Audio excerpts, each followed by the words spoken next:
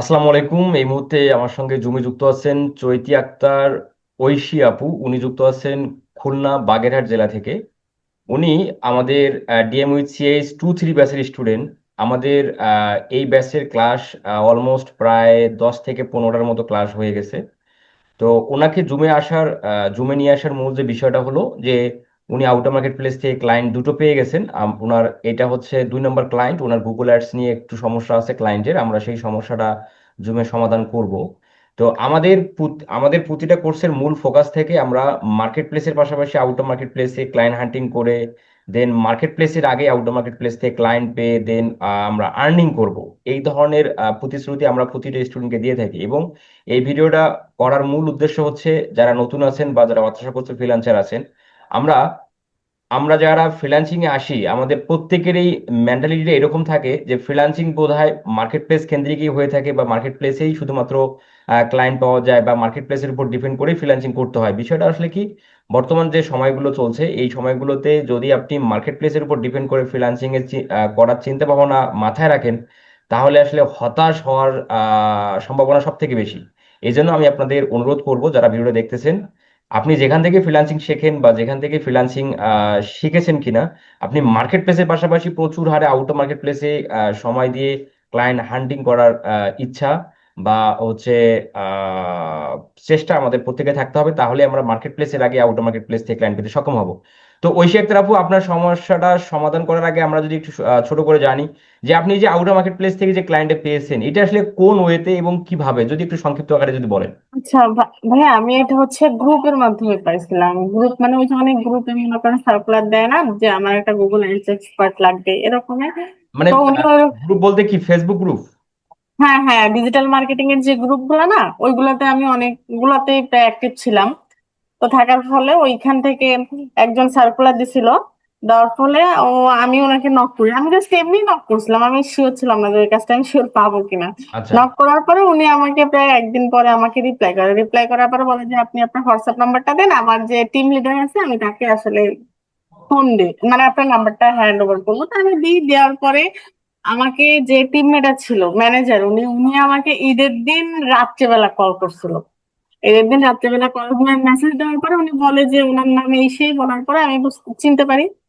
তারপরে ওনার সঙ্গে আমার প্রায় কথা হয় এক সপ্তাহ পরে আমরা একটা মিটিং করি, আমি আর উনি একসঙ্গে একটা মিটিং করি। মিটিং করার পরে ফলে ওনার অ্যাড একদমই নতুন ছিল, মানে উনি গুগলে কোনো অ্যাড দেয় নাই, জাস্ট শুনছে, সেই ক্ষেত্রে ওনার গুগলে আসা।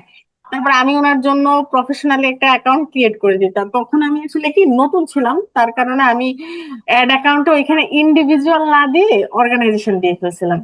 পরে একটা সময় যখন আমি পিক্সেল সেট আপ করলাম, মানে ওই যে কনভার্সন ট্র্যাকিং করলাম, সেট আপ করার পরে যখন আমি অ্যাড দিতে যাই তখন অনেক ঝামেলা হয়ে যায়। তারপরে আমি আবার নতুন করে অ্যাড অ্যাকাউন্ট ক্রিয়েট করে ইন্ডিভিজুয়াল দিয়ে ওনার হচ্ছে কি এখন বর্তমানে আমি কাজ করতেছি। তো এখন ওনার অ্যাকাউন্টে কিছু সমস্যা হচ্ছে, আমি আরো কাজ করছি বাট ওনার অ্যাকাউন্ট হয়তো বা নতুন বা বিডিং এ কোনো সমস্যা হচ্ছে, এই জন্য কোনো রেজাল্ট আসতেছে না। এটা ওনার মানে ওনার ফল্ট, আমার কোনো ফল্ট নাই। আচ্ছা, আর আমরা এটা সেকেন্ড, সমস্যা দেখবো। আমরা ক্যাম্পেইনটা আমরা অডিট করে যেখানে সমস্যা আছে সেটা ফিক্স করে আমরা ক্যাম্পেইনটা আবার একদিন পাবলিশ করব। তো আপনার প্রথম ক্লায়েন্টটা পাওয়ার অভিজ্ঞতাটা কেমন ছিল? প্রথম ক্লায়েন্ট আপনি কিভাবে পেয়েছিলেন? হ্যাঁ এইটাই মানে প্রথম ক্লায়েন্ট বলতে গেলে। এইটাই প্রথম ক্লায়েন্ট? আচ্ছা। হ্যাঁ এইটাই প্রথম ক্লায়েন্ট। আচ্ছা আচ্ছা। তাহলে এই যে আমি এটা এনশিওর ছিলাম না যে উনি আমাকে কাজ দিবে কিনা, কারণ ওনার বোনের বিয়ে ছিল, অনেক ঝামেলা করার পরে মানে আমি ওনাকে প্রত্যেকদিন রাত্রেবেলা মেসেজ করতাম, কন্টিনিউয়াসলি মেসেজ করতাম। বাট ভালো ছিল যে উনি বিরক্ত হতো না, উনি ভালো, এই দিকটা খুবই ছিল আর কি। আচ্ছা, তো ওই ক্লায়েন্ট ফেসবুক গ্রুপে সাধারণত কি পোস্ট করেছিল, যেটা মানে কি যে পোস্ট? আমার এক্স্যাক্টলি মনে না, বাট আমি বাংলাতে করতেছি। ওনার হচ্ছে গুগল অ্যাড এক্সপার্ট প্রয়োজন ওনার বিজনেসটা রান করার জন্য, ল্যান্ডলর্ডস প্রপার্টি বিজনেস রান করার জন্য ওনার একজন অ্যাড এক্সপার্ট প্রয়োজন, গুগল অ্যাড এক্সপার্ট। আচ্ছা, আমি ওকে। ওনাকে লোকাল এসইওর জন্য অফার করছিলাম, বলছে বা না আমার হচ্ছে ইনস্ট্যান্ট রেজাল্ট প্রয়োজন। আমি বলছিলাম, উনি আমার কাছে সিদ্ধান্ত চাইছিল যে কোনটা করলে ভালো হবে। আমি বলি যে লোকাল এসইও তে তো এটা একটু সময় সাপেক্ষ বিষয়, এটা তো আর হুট করে ইনস্ট্যান্টলি রেজাল্ট পাওয়া যায় না। গুগল এডস এ আপনি ইনস্ট্যান্টলি রেজাল্ট পেতে পারেন, বাট লোকাল এসইও তে আপনার মিনিমাম আপনার যে সার্ভিস 6 মাস আমাকে টাইম দিতে হবে।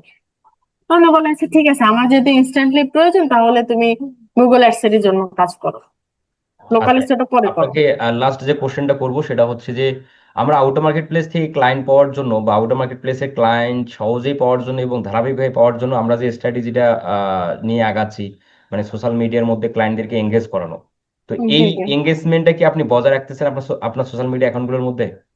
হ্যাঁ, আমি আচ্ছা। লিঙ্কডইনে অ্যাকাউন্ট খুলছি, ইনস্টাগ্রামে খুলছি। লিঙ্কডইন থেকে আমি প্রপোজাল পাঠাই, বাট অতটা খরচ দিয়ে পাঠাই না আর কি, কারণ ওটা হয় না, এই জন্য অতটা করি না। বাট আমি অ্যাকাউন্টটা অ্যাক্টিভ রাখার চেষ্টা করি, যাতে কোনো, মনে করেন, লোকাল বিজনেস ওনারদের সঙ্গে আমি কানেক্ট হই।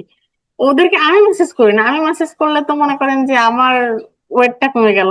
ওরা আমার পোস্ট দেখে যেন ওরা আমাকে নক করে, এই রাইট। জন্য এই আমি যে অ্যাক্টিভ। এই ধরনের মেন্টালিটি আসলে আমাদের প্রত্যেক ফ্রিল্যান্সারে থাকা উচিত, তাহলে আসলে আমরা আউটো মার্কেট প্লেস থেকে ভালো কারণ আমরা আমি কিছু আনতে দেখছি পারবো। ক্লায়েন্টদের সঙ্গে আমরা যত নরম কথা বলি না, ওরা কেমন যেন একটু আমাদের পেয়ে বসে, ভাবে যে একে যেভাবে খুশি নাচানো যাবে। বাট আমরা যদি মানে ওদের কাছে নিজেদের একটা অ্যাটিটিউড নিয়ে রাখি যে করালে করাও, না করালে নাও, চলে যেতে পারো, এটা তোমার বিষয়, তোমার লস, আমার লস না।